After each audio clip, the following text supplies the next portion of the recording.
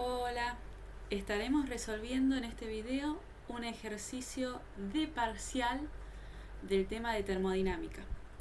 Tenemos un gas ideal diatómico que se encuentra inicialmente a una temperatura de 300 kelvins y una presión de 10 a las 5 pascales y que ocupa un volumen de 0,4 metros cúbicos. Desde esa condición inicial de partida que tiene el gas, se va a expander adiabáticamente hasta ocupar un volumen de 1,2 metros cúbicos. Posteriormente se comprime isotérmicamente hasta que su volumen es otra vez el volumen inicial, ¿sí? Y por último vuelve a su estado inicial mediante una transformación isocórica, ¿sí? Y nos dicen que todas las transformaciones son reversibles.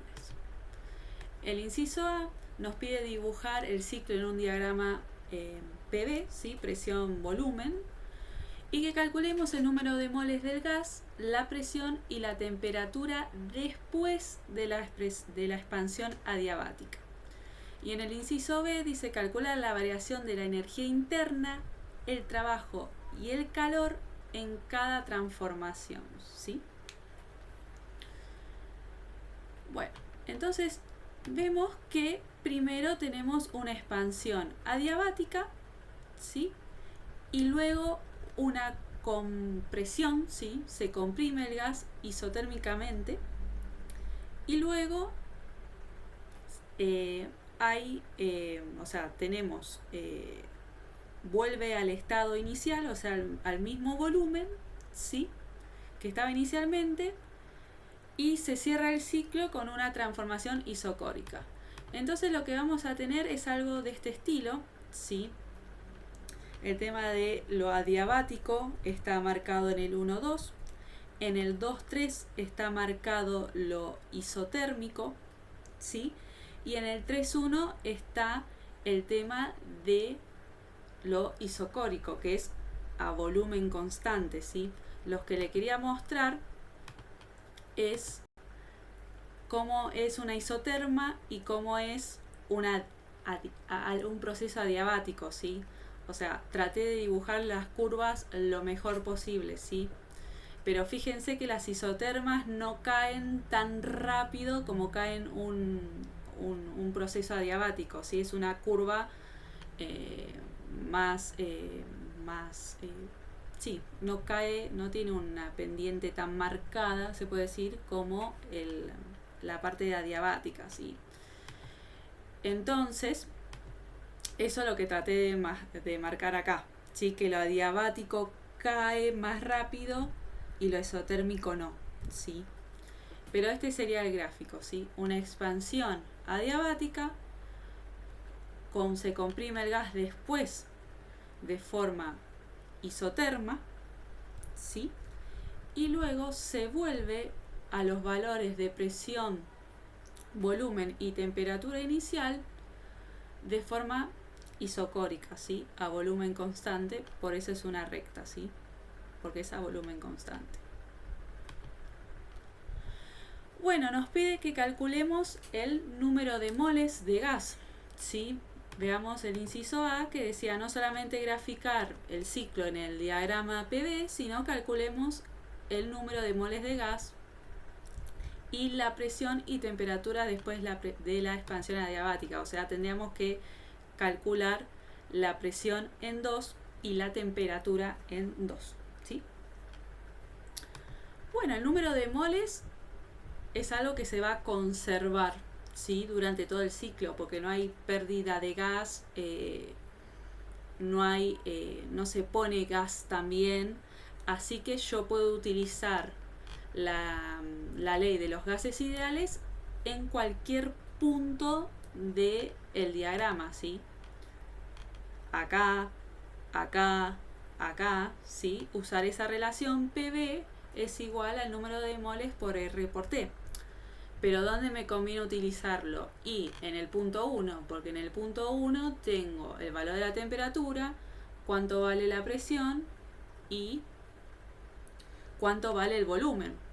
Por lo tanto, el número de moles lo puedo sacar tranquilamente de el punto 1, ¿sí? Y teniendo en cuenta lo que dije al principio, que no hay pérdida de gas ni tampoco se adhiere gas durante el ciclo, ¿sí?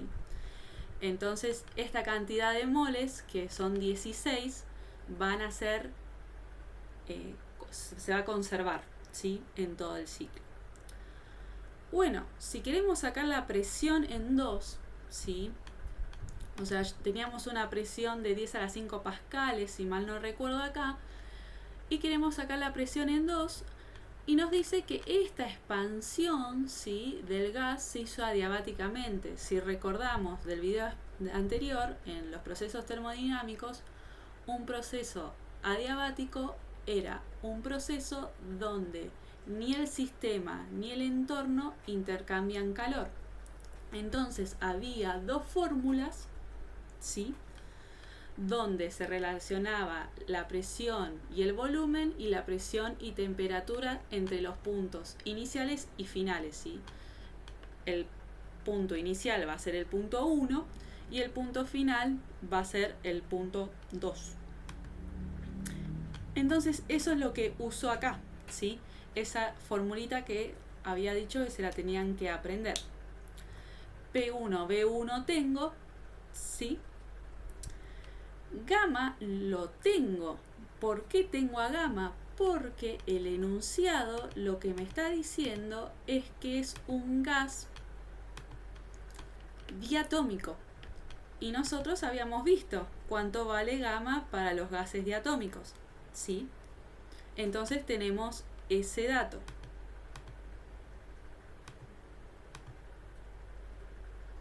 ¿Sí? Y ¿sí?, el volumen 2 también lo tengo como dato. ¿Por qué? Porque dice el ejercicio que el gas se expande adiabáticamente hasta ocupar un volumen de 1.2 metros cúbicos. Entonces lo único que tengo que hacer es despejar la presión 2, ¿sí? Y vemos que la presión disminuye, cosa que es coherente con lo que dibujamos, ¿sí? O sea, fíjense que el gas se expande, ¿sí? O sea, el volumen aumenta, por eso se mueve hacia la derecha, ¿sí? Pero fíjense que la presión aumenta hacia arriba. Entonces es coherente que haya pasado de una presión de 10 a la 5 pascales a una presión de 10 a la 4 pascales. Si la presión me hubiese dado mayor que la presión 1, y algo calculé mal, porque sé que la presión 1 tiene que ser mayor que la presión 2. Por eso, lo que le decía en el anterior video, vayan controlando los resultados y si son coherentes, ¿sí? Porque si ustedes me dibujan esto y después me aceptan una presión 2 mayor que la presión 1 y yo les pongo una cruz grande, ¿sí? Entonces, bueno, tenemos como resultado la presión en 2. ¿Qué nos pedía también? Y calcularme la temperatura también en 2. Bueno, seguimos teniendo relaciones, ¿sí? En la parte adiabática, ¿sí? Cuando tenemos un proceso adiabático entre un estado inicial y un estado final, tenemos esta relación de temperaturas y volúmenes. El gamma lo tengo, los volúmenes en 1 y en 2 lo tengo, la temperatura en 1 lo tengo, puedo despejar la temperatura en 2. ¿Sí? Entonces, usando esta relación, llego que tenemos una temperatura de 193 Kelvin, ¿sí? Y ese es el inciso A. El inciso B dice calcular la variación de energía interna, el trabajo y el calor en cada transformación. ¿Eso que implica? Que tenemos que calcular delta U acá, ¿sí? Delta U acá y delta U acá, por ejemplo, ¿sí? Delta W acá, delta W acá, delta W acá. Sí, tenemos que calcular esas variaciones de energía interna, trabajo en cada parte del ciclo. Y ahí lo que nos va a ayudar es la primera ley de la termodinámica, ¿sí?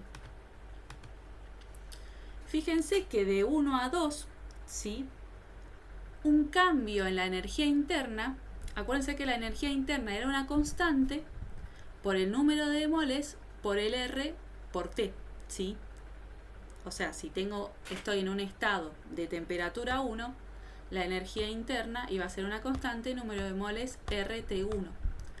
Si yo quiero calcular en energía interna la variación, ¿sí?, va a ser 5 medios, porque estamos con un gas diatómico, acuérdense que la constante para un gas diatómico es 5 medios, número de moles R delta T, ¿sí?, diferencias de temperatura. Y esto yo lo puedo escribir así porque acá vamos a ver más adelante que la energía interna es una función de estado. Y las funciones de estado, como la energía interna y más adelante que vamos a ver la entropía, no depende de la transformación, ¿sí? No depende de cómo vaya del estado inicial 1 al estado final 2, ¿sí? Solamente depende del estado inicial y final, o sea, delta U va a ser U final menos U inicial, ¿sí? Por eso esta expresión de 5 medios número de moles R delta T. Y delta T va a ser T2 menos T1, ¿sí?, porque es U final menos U inicial. Eso va a ser en la expansión adiabática, ¿sí? Después tenemos una expansión isoterma.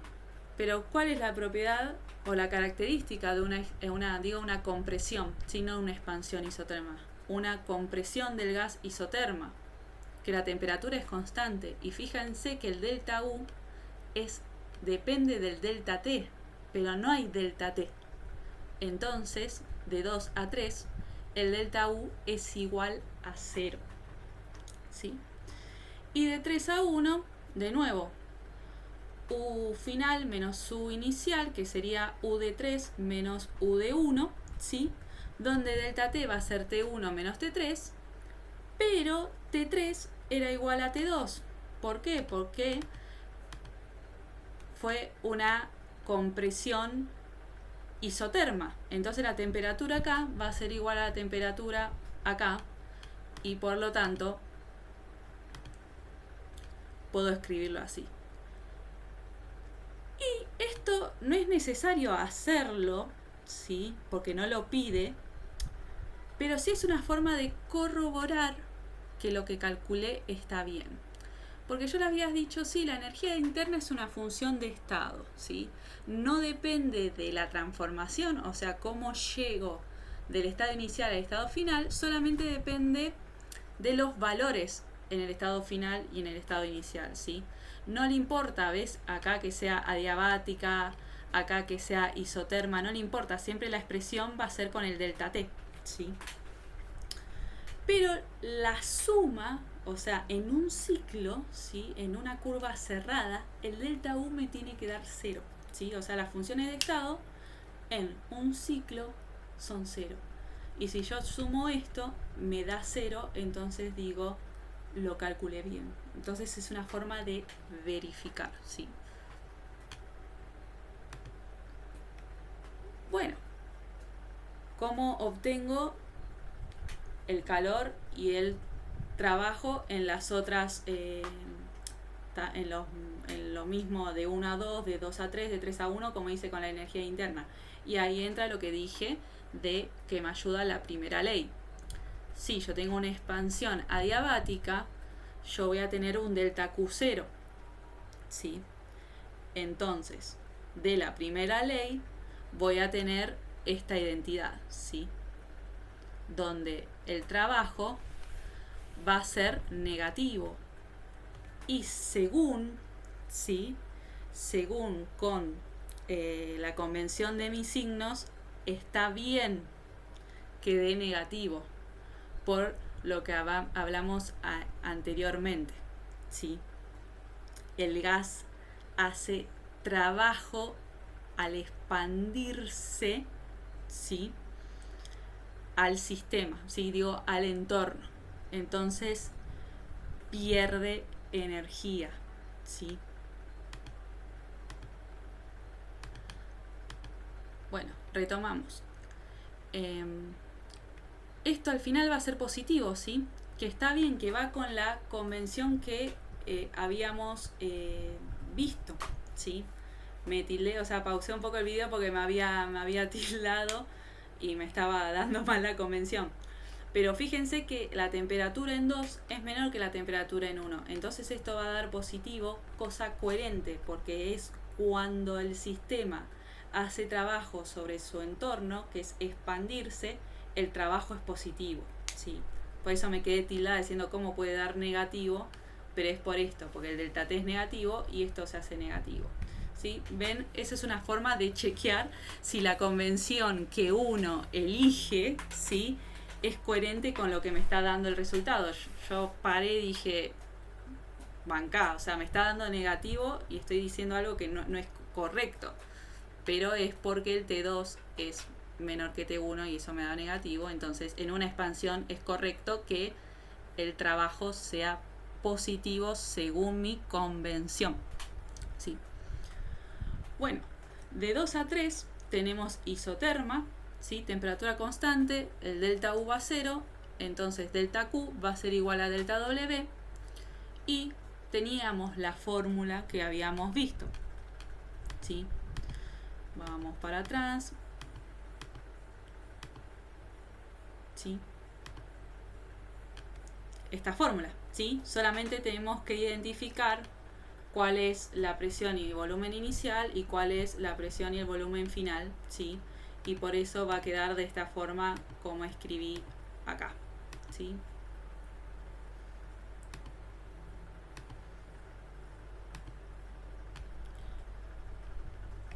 Y fíjense también que de 3 a 1 es un proceso isocórico, ¿sí? A volumen constante. Y lo que caracteriza, como siempre, el trabajo va a depender del delta B, ¿sí? O va a ser una integral de P delta B o va a ser P delta B, ¿sí? Si no hay delta B, ¿sí?, no hay un cambio de volumen, no hay trabajo, ¿sí? Entonces ahí podemos terminar, ¿sí?, lo que nos pedía en el inciso B, calcular el delta U, el delta W y el delta Q, ¿sí?, en cada parte del ciclo, ¿sí? Entonces, de nuevo repito, fíjense cómo podemos ir corroborando que nuestras respuestas del inciso estén bien, ¿sí? Sabiendo esto de que el delta U, o sea, que la energía interna es una función de estado, si mi convención de signos me está dando bien, si yo dije que una expansión es positiva, me tiene que dar positivo, ¿sí? O el tema que la presión en 2, ¿sí?, tiene que ser menor que la presión en 1 porque lo veo gráficamente. Bueno, y para terminar, acá calculamos el delta W en todos los en todas las partes del ciclo, y bueno, el delta Q en todas las partes del ciclo, sabiendo que en 1, 2 tenemos un proceso adiabático, delta Q es 0, esto es la misma fórmula que el 2, 3 de acá, ¿sí? Y acá el delta Q, ¿sí?, como el delta W es 0, el delta Q va a ser el delta U, y el delta U yo lo tengo, que es 5 medios el número de moles por R delta T, ¿sí?, donde delta T va a ser temperatura 1 menos temperatura 2.